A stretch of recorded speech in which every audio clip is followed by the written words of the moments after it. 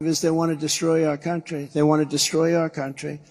Under Biden, we have not one but two immigration disasters. We have one on the border, and we have one in the Biden State Department, which is admitting colossal amounts of jihadists into our communities and campuses and our refugee programs. That's why you see all of these big demonstrations in New York, in Chicago. Nobody can believe what's taking place. They're letting them in at levels that nobody's ever seen before. We cannot allow that to happen, and we don't want to be like Europe with jihads on every corner. That's what happens. I mean, we're going to be like Europe. You take a look at London, you take a look at Paris, you take a look at what's going on over there.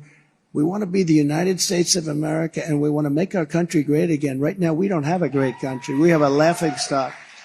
As president, I will end once and for all the mass importation of anti-Semitism into the United States. And just as I did before, we will keep radical Islamic terrorists the hell out of our country. We're going to keep them out of our country. We were keeping them out. We were keeping them out. You remember the travel ban? On day one, I will restore our travel ban. We had a travel ban because we didn't want people coming into our country who really love the idea of blowing our country up. Let's blow up our streets and our shopping centers and our people. So I instituted what we call the Trump travel ban, and it was an amazing success. It was suspended immediately upon his coming into the country. And I never talked about this for 4 years. I never mentioned it. We didn't have one incident in 4 years because we kept bad people the hell out of our country. We kept them out. We didn't have not one instance. I didn't want to say it during the 4 years because I didn't want to walk out of the speech and have something happen, right? I'll also be implementing strong ideological screenings for all immigrants coming in. If you hate America, if you want to abolish Israel, if you sympathize with jihadists, then we don't want you in our country, and you're not going to be getting into our country. I will cancel the student visas of Hamas and sympathizers on college campuses. The college campuses are being taken over. And all of the resident aliens who joined in the pro-jihadist protest this month, nobody's ever seen anything like it. Come 2025, we will find you and we will deport you. We will deport you.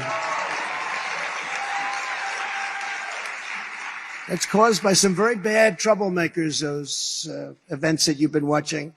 In the past 3 weeks, crooked Joe Biden has turned a blind eye to the greatest outbreak of anti-Semitism in American history. You have the greatest.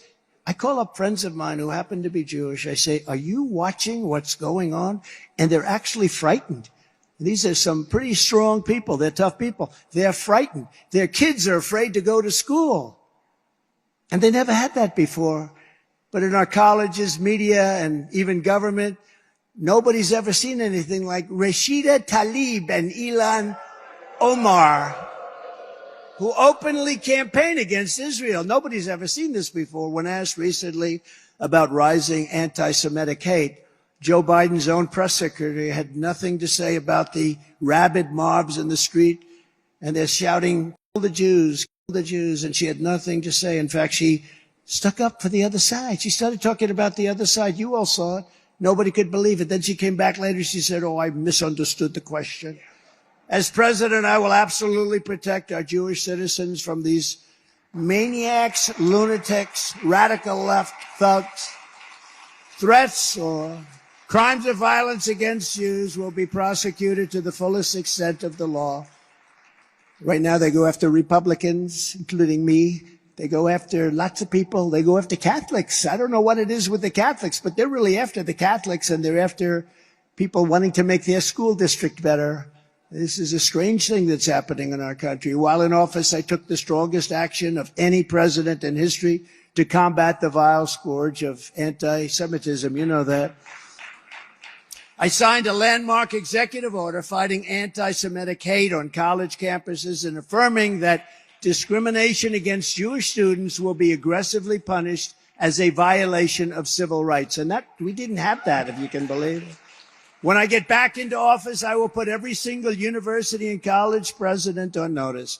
The American taxpayer will not subsidize the creation of terrorist sympathizers on American soil. Colleges and universities will purge the anti-Semitism and pro-terrorism.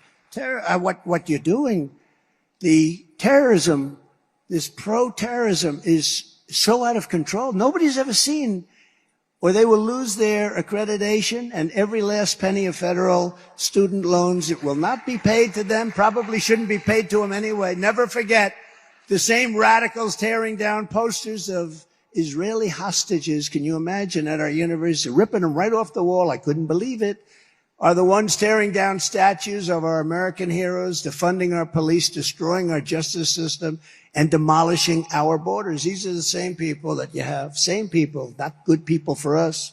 The United States and Israel represent the pinnacle of Western civilization, which is exactly what these people want to destroy. They want to destroy it.